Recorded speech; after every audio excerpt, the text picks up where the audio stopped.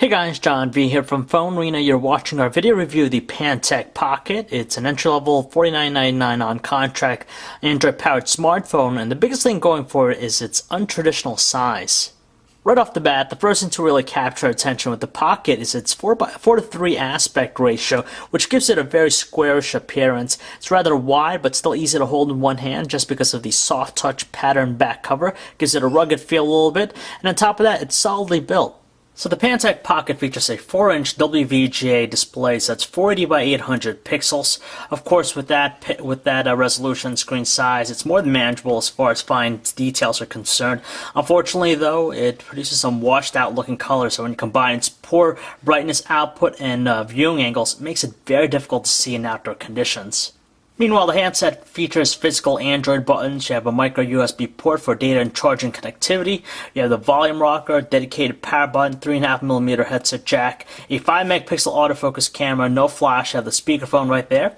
And you remove the back cover, you gain access to its battery, the micro SD card slot, and a micro SIM card slot. So the Pocket features the same customized interface from Pantech's cam that we found on the Crossfire from back in the summer. There's a lot of personalization, just like any other Android-powered smartphone. There's a vast number of widgets from Pantech. They're nice and useful, but it has similarities to HTC Sense, but it's not as polished. The other neat thing we like about it is just the lock screen. We're given a lot of controls directly from there, such as opening up the music player, the web browser, text messaging, and so forth. Even though the handset's packing a single-core 1 GHz processor, its operation is rather sluggish as a whole, and you can notice that throughout the platform here. Even scrolling through the icons, even the home screen with the live wallpaper, it's not as responsive as we'd like, and clearly on the slow side. Even though we like the layout and size of the on-screen stock keyboard, we're not liking its slow response and keeping up with our fingers. At times it's inconsistent and it can lag, but with the swipe keyboard it seems to be better in tracking our finger, and it's easily the preferred method of inputting text. Aside from the normal look of the music player, I definitely like the scrollable song listing on top here. As far as the audio quality of the speaker, it produces some neutral audio tones and doesn't strain at the loudest volume setting. The video we're playing here is encoded in MPEG-4, 1280 by 720 resolution, 720p. As you can tell, it's moving at a good rate, no stutter slowdown, and it's a decent experience. Unfortunately, we're disappointed with the quality of the 5-megapixel camera on the handset. It captures some muddy-looking details, inaccurate colors, they look overexposed, and it takes 5 seconds to snap an image.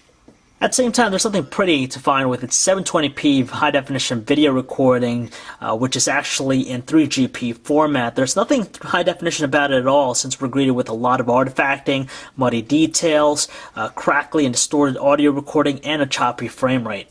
Even though we like that the handset offers fast data speeds with its HSPA Plus connections, its web browsing performance is very slow and unresponsive at times. You can tell with pinch gestures, kinetic scrolling, very choppy, and has a hard time dealing with flash content. Having conversations with the handset is also a challenging thing on its own, just because with the earpiece, voices have a little bit of a crackly tone to them.